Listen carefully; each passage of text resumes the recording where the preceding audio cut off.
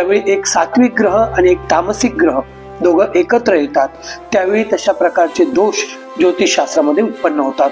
हा योग उत्पन्न कसा होतो, या योगाचे परिणाम काय होतात आणि योगावरती ह्या योगाला निवारण करण्याचे उपाय काय आहे. हा ब्रह्मचांडाळ योग किंवा चांडाळ दोष हा एकदा सुरू झाल्यानंतर 6 ते 8 महिने 10 महिन्यापर्यंत पण ज्योतिषशास्त्रामध्ये या संपूर्ण आकाशस्थ स्थितीमध्ये राहतो.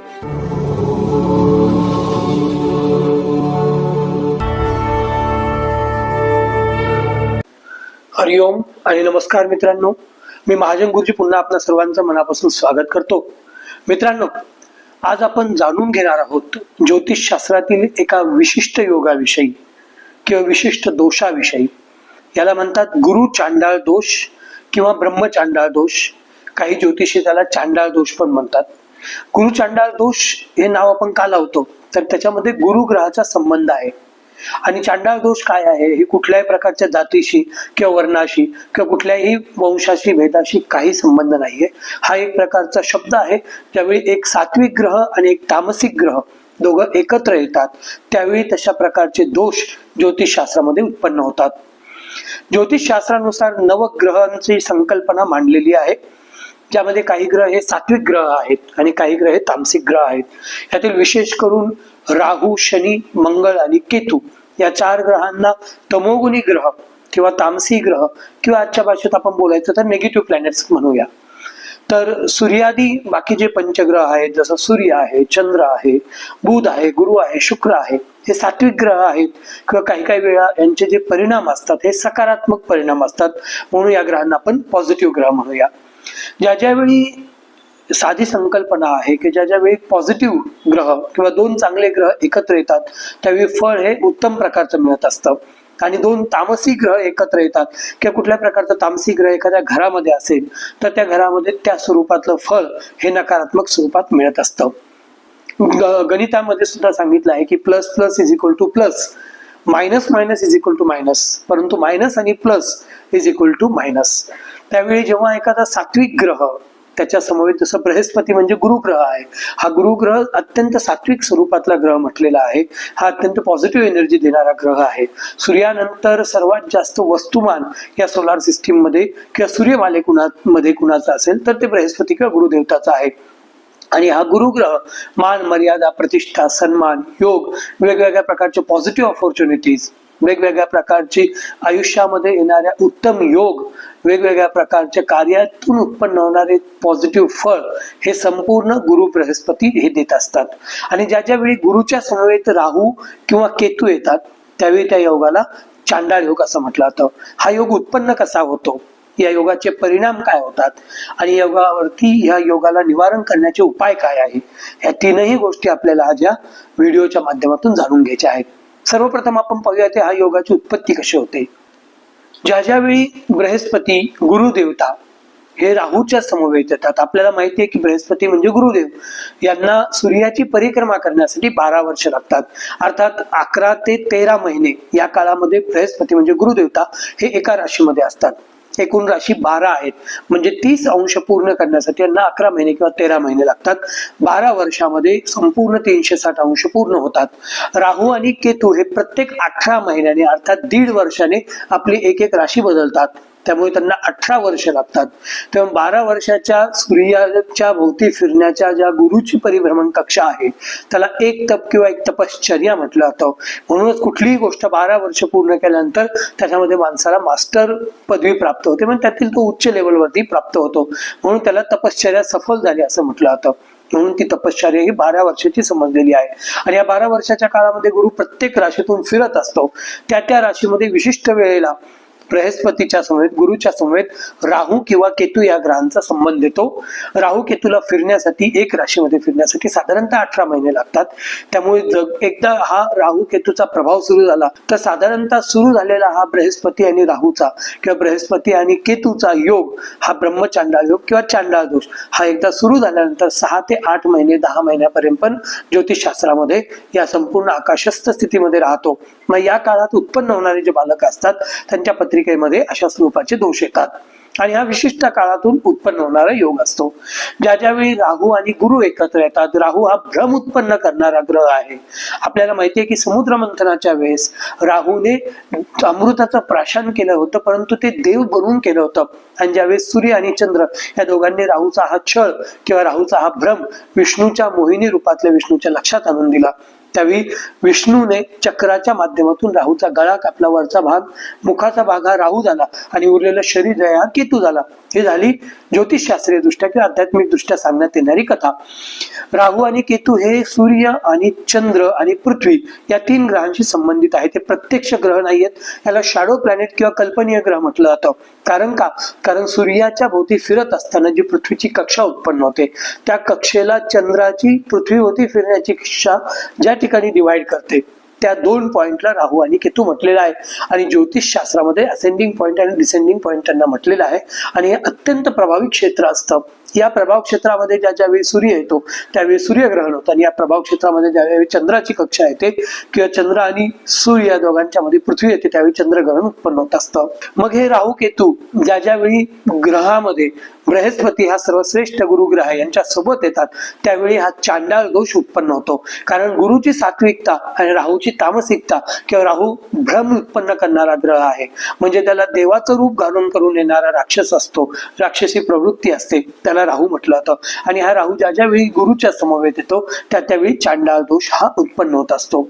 मग जातकाच्या पत्रिकेमध्ये हा चांडाळ दोष प्रथम स्थानामध्ये अत्यंत त्रासदायक राहतो.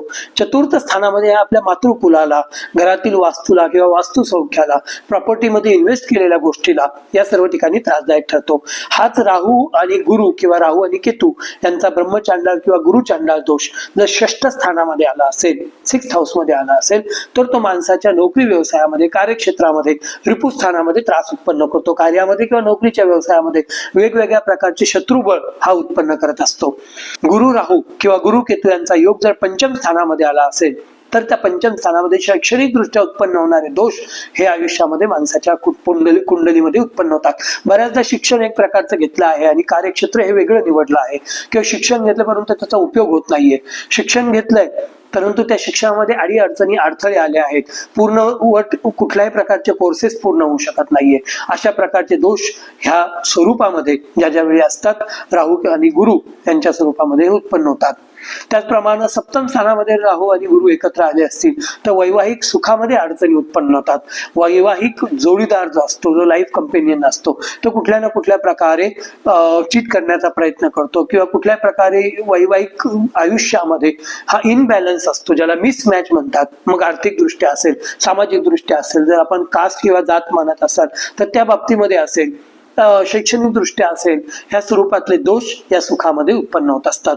हे झाले या राहू गुरुचे विशेष करून परिणाम. हा राहू गुरु किंवा गुरु केतू 8म स्थानामध्ये एकत्र असतील तर ऍक्सिडेंटल भीती म्हणजे अचानक उत्पन्न होणारे दोष किंवा त्रास या ग्रहांच्या बाबतीमध्ये उत्पन्न होतात. आणि हा जर 12 स्थानामध्ये असेल, 12व्या स्थानामध्ये असेल तर सारखी प्रत्येक गोष्टीला नजर लागते. आपल्या जर काही मल्टीनॅशनल लेव्हल कंपनीशी संबंधित व्यवहार असतील तर त्यामध्ये अडीअडचणी येतात.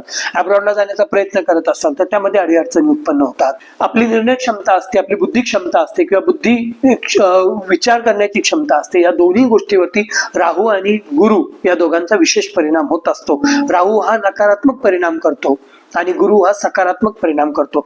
परंतु ज्यावेळी हे राहू आणि गुरु एकत्र येतात आणि त्यात विशेष करून गुरुच्या नकारात्मक राशी म्हणजे मकर राशी आणि कुंभ राशी या 2 राशीमध्ये ज्यावेळी राहू गुरु एकत्र येतात किंवा राहू गुरु हे कुठल्याही पद्धतीने अंशात्मक युती करतात, त्या स्वरूपातले दोष माणसाच्या आयुष्यामध्ये होत असतात. विशेष करून केतूचा संबंध हा अध्यात्माशी जोडलेला आहे किंवा लाईफ आफ्टर डेथ या गोष्टीशी जोडलेला आहे. त्यामुळे भाग्यस्थानामध्ये जर गुरु आणि केतू एकत्र असतील तर माणसाला आध्यात्मिक उन्नतीच्या दृष्टीने अत्यंत उत्तम योग असतो. त्याला एक संन्यस्त वृत्ती म्हणतात. प्रत्येक गोष्टीत निरस्ता असते किंवा प्रत्येक गोष्टीमध्ये रस उत्पन्न होत नाही, त्या गोष्टीमध्ये विरक्त भावनेने पाहण्याचा जो योग असतो हा राहू आणि गुरु 9th हाऊस मध्ये, 9म स्थानामध्ये किंवा भाग्यस्थानामध्ये असतील किंवा गुरु आणि विशेष करून केतू हे जर भाग्यस्थानात असतील तर अशा व्यक्तीला आध्यात्मिक शास्त्राची, गूढ शास्त्राची, नीतिशास्त्राची विशेष करून ओढ असते. मग त्यातल्यामध्ये न्यूमरोलॉजी असेल, ज्योतिषशास्त्र असेल, वास्तुशास्त्र असेल, अशा गोष्टीचे योग या भाग्यस्थानामध्ये उत्पन्न होतात. मग याचं निवारण कसं करावं आपण दोष कसा उत्पन्न होतो ते पाहिलं, दोषाचे परिणाम काय होतात हे पाहिलं, वेगवेगळ्या घरामध्ये वेगवेगळ्या राशीमध्ये गुरु केतू एकत्र आले, गुरु राहू एकत्र आले तर कसे होतात ते पाहिलं. याचं निवारण काय आहे तर आपण गुरुची विशेष करून उपासना केली, पुष्कराज नावाचं रत्न धारण केलं जे गुरुसाठी विशेष करून सांगितलेलं आहे. तर या राहू गुरुचे किंवा गुरु चांडाळ दोषाचे परिणाम कमी होतात.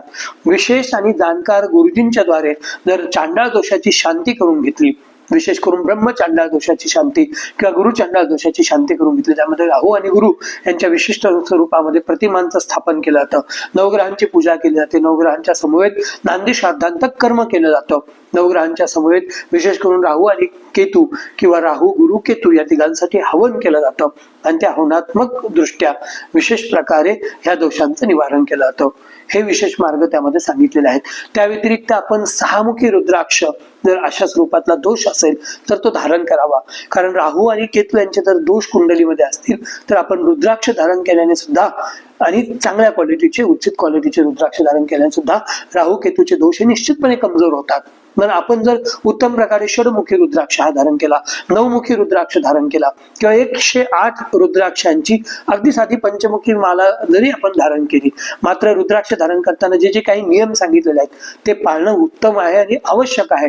त्यामुळे रुद्राक्षावरती परिणाम नाही होत तर त्याची सात्विकता आपल्या शरीरजन्य तत्वामध्ये लवकरात लवकर उत्पन्न होते आणि त्याचे पॉझिटिव्ह परिणाम आपल्या आयुष्यामध्ये होत राहतात. अजून काय उपाय आहेत? शांतिकर्म तर आपण सांगितलं, पण त्याच्या व्यतिरिक्त गुरुच्या प्रित्यर्थ पिवळं वस्त्र असेल, चण्याची डाळ असेल, गूळ असेल, पिवळ्या प्रकारची फुलं असतील, पिवळ्या प्रकारची फळं असतील, केशर असेल, हळद असेल, मध असेल, या गोष्टीचं दान आपण करावं. त्याने सुद्धा गुरुचा प्रभाव आपल्या आयुष्यामध्ये जास्त करून प्राप्त होतो आणि राहूचा प्रभाव हा कमी होत जातो. पक्ष्यांना आपण धान्य दिलं तर त्याने सुद्धा राहूचे प्रभाव कमी होतात.